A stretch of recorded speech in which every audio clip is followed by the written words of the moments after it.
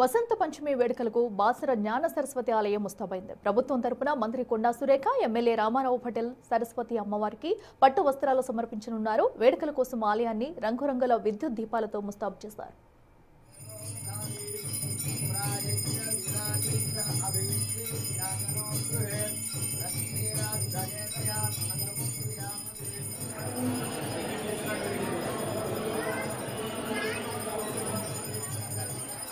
తెలంగాణతో పాటు ఇతర రాష్ట్రాల నుంచి భక్తులు భారీ సంఖ్యలో తరలివచ్చే అవకాశం ఉండటంతో ఎలాంటి సమస్యలు తలెత్తకుండా చర్యలు చేపట్టారు.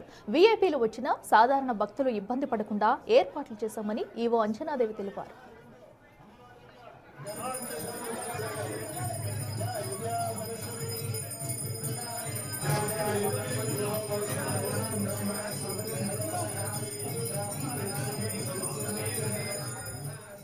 క్యూలో ఉండే భక్తులకు ఆలయం తరపున పాలు, పండ్లు పంపిణీ చేయనున్నారు. ఎలాంటి అవాంఛనీయ ఘటనలు జరగకుండా అక్షరాభ్యాస మండపం, గర్భగుడి, ప్రధాన ద్వారం, టికెట్ల కౌంటర్, లడ్డూ ప్రసాద విక్రయ కౌంటర్, గోదావరి పుష్కర ఘాట్ల వద్ద పోలీస్ శాఖ ఆధ్వర్యంలో బందోబస్తు ఏర్పాటు చేశారు.